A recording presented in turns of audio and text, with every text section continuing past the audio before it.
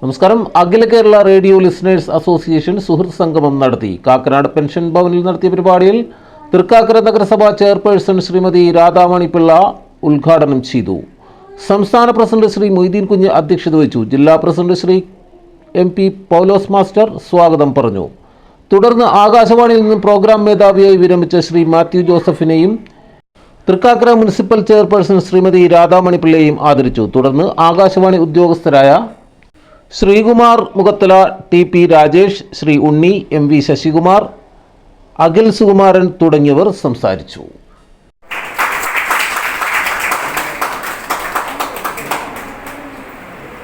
പ്രായം പറയാൻ നമുക്ക് ഇഷ്ടമല്ല അല്ലേ? പ്രായമായി എന്ന് പറഞ്ഞാൽ നമുക്കൊരു വിഷമം. എവിടെ പ്രായമൊന്നുമില്ല, നമ്മുടെ മനസ്സാണ് നമ്മുടെ പ്രായം.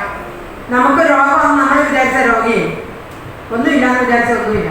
അത് നമ്മുടെ മനസ്സിൻ്റെ ഒരു ധൈര്യവും തന്റേടമാണ്. അപ്പം പ്രായമൊന്നുമില്ല. ഇന്ന് പ്രായം നോക്കിയാണ് ആളുകളൊക്കെ ചെറുപ്പത്തിലെ തന്നെ അസുഖം ബാധിക്കുന്നത്.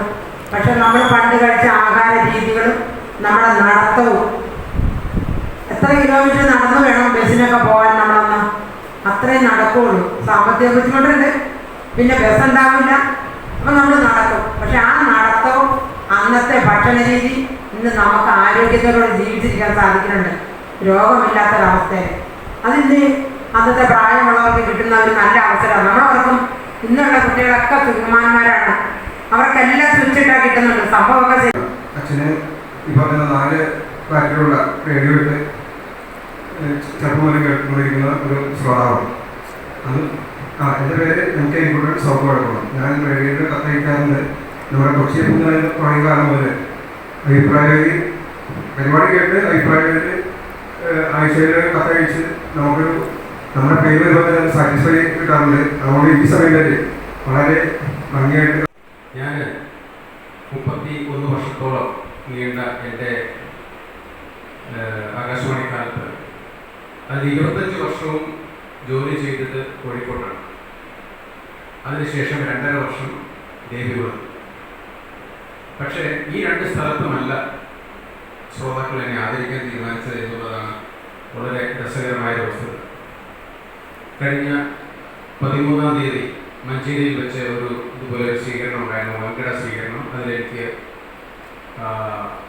സുഖമില്ലാതെ വന്നുകൊണ്ട് പങ്കെടുക്കാൻ പറ്റിയില്ല. ഇന്ന് ഞാനുമായിട്ട് കാര്യമായ ഒരു ബന്ധവുമില്ലാത്ത കൊച്ചി നിലയത്തിൻ്റെ അടുത്തുള്ള ഈ പെൻഷൻ ഭവനിലാണ് ഈ ചടങ്ങ് വച്ചിരിക്കുന്നത്.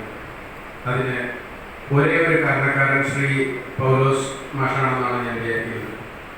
ഇപ്പോൾ ഈ റേഡിയോ എന്ന മാധ്യമത്തെ അതിയായി 1-2 സുഹൃത്തുക്കൾ വന്നിട്ട് ചോദിച്ചു, ഒരു കത്ത് ആകാശവാണിയിൽ പ്രക്ഷേപണം ചെയ്യണമെങ്കിൽ എന്ത് ചെലവുണ്ട്? ഒരു 10-250 രൂപ വരും എന്ന് ചോദിച്ചാൽ ഓക്കെ. എവിടെയാണ് അന്ന് 15 പൈസ മാത്രമാണ് കാടിൻ്റെ വില.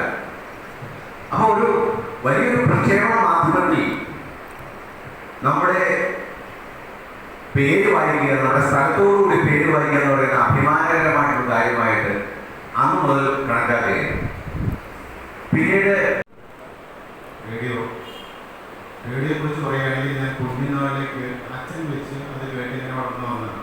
റേഡിയോയുടെ അവൈദ്യമായ ബന്ധമരുന്ന് മലപ്പുറത്തിലെത്തിയ ശേഷമാണ്, പ്രത്യേകിച്ച് മഞ്ചേരി നിലയത്തിലെ പ്രോഗ്രാം കേട്ട് തുടങ്ങിയതും അതിനുശേഷം. പിന്നെ നിലയവുമായിട്ടുള്ള ഇൻട്രാക്ഷനും അതിനുശേഷമാണ്, അതായത് 2013 കാലഘട്ടത്തിൽ. കൂടുതൽ ജനകീയ വാർത്തകളും വിശേഷങ്ങളുമായി വീണ്ടും കാണാം. നന്ദി, നമസ്കാരം. ജെ ടൈംസിനൊപ്പം സത്യൻ ചെങ്ങനാട്.